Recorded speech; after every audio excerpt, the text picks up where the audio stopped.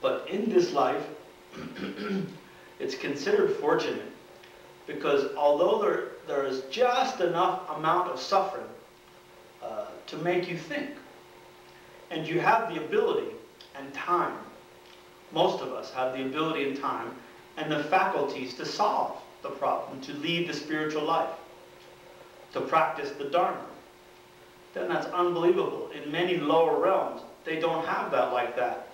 In many lower realms, then there's so much suffering to such a degree, then there's no time to think about these things. Then it's like living very poor, many, many hundreds of years ago, as a slave. Then how could, when you become a monk, they ask you, are you a slave? Then how could a slave practice Dharma? Then 24 hours a day, 7 days a week, running around in service. Then how could they practice studying and thinking and meditating if they're a slave? Then like that, in hell, then many sufferings in various hells.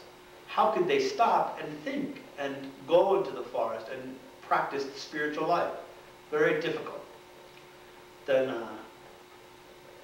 higher realms, gods, demigods realms, then for them it's very difficult to practice the Dharma. Why? Because their life is so good. Then it's like living in Hollywood, or super rich people, or what's the mountain town in California? Colorado. You know, skiing and resorts and pleasure baths, and you know, you're having too much of a good time. Your body is unbelievably pleasurable, blissful body and companions, and too much distraction.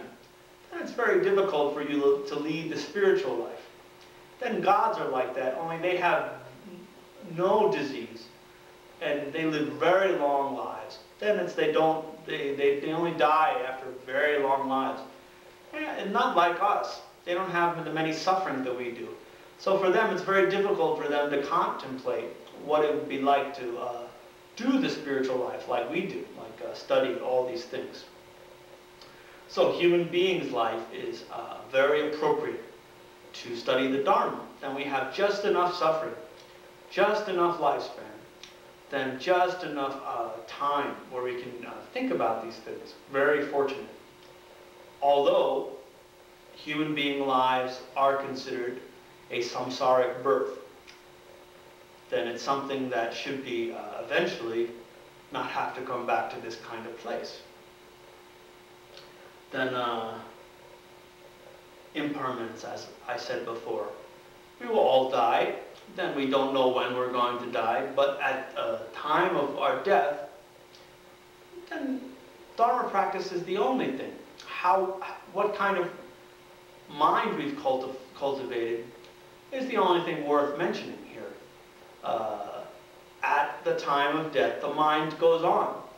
I can't prove that to you right now, but you can't prove to me that it doesn't go on. The Master Dharmakirti in the Pramanavartaka says, then consciousness, the mind at death, comes from a previous moment of consciousness. So as you're dying, you know, like a billiard ball, moments of consciousness, touching one another, continuing, a continuum of mind, raw-based consciousness. Then mental impressions or karmas and seeds are ripening in that mind. So if you're very mentally afflicted at the time of your death, then you'll most likely, that one, like the Powerball, and there's always one karma that ripens, then brings you to the next rebirth. Then if it was a negative karma that ripened, you go to a negative rebirth. Then that doesn't sound very nice for people, you know. People have a hard time swallowing that rationale. But if you study nicely, then you will come to understand these things. Then refuge. Refuge. Then I think Hindus have a kind of refuge. Then many Indian philosophies and religions have refuge to their respective deities. Then, like if you're a Vaishnav, then you go for refuge to Krishna, or I think that's what they call it, and Krishna as your savior.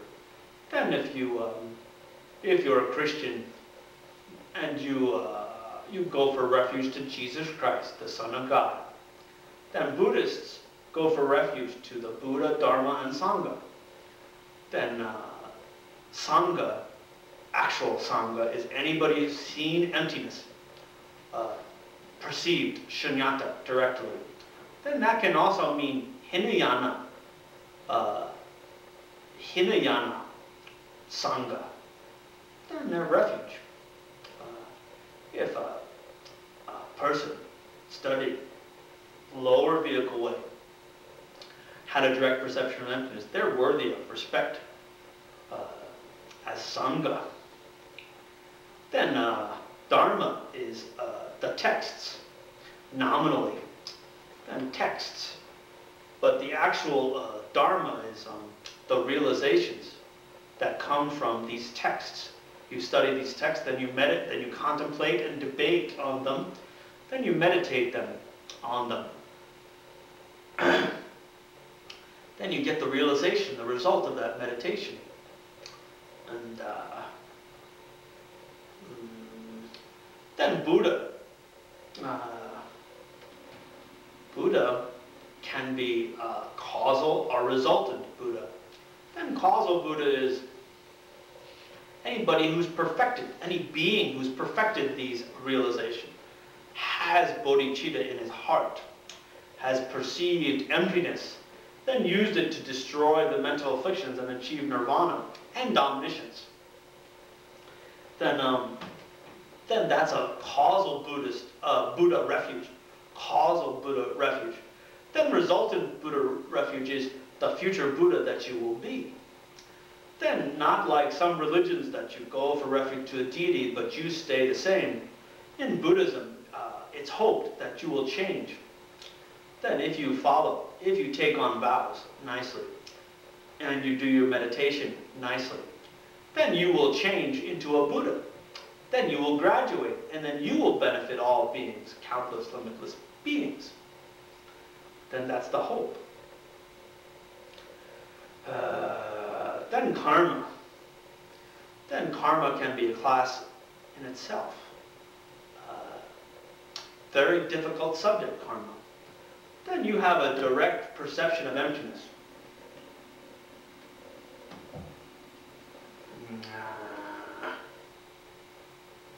We're in desire realm, dukkha. Then there's form realm and formless realm. Then the direct perception of emptiness.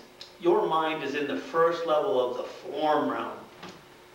Then that is more gross than that understanding of emptiness, than even the understanding of karma, more than the reality of karma.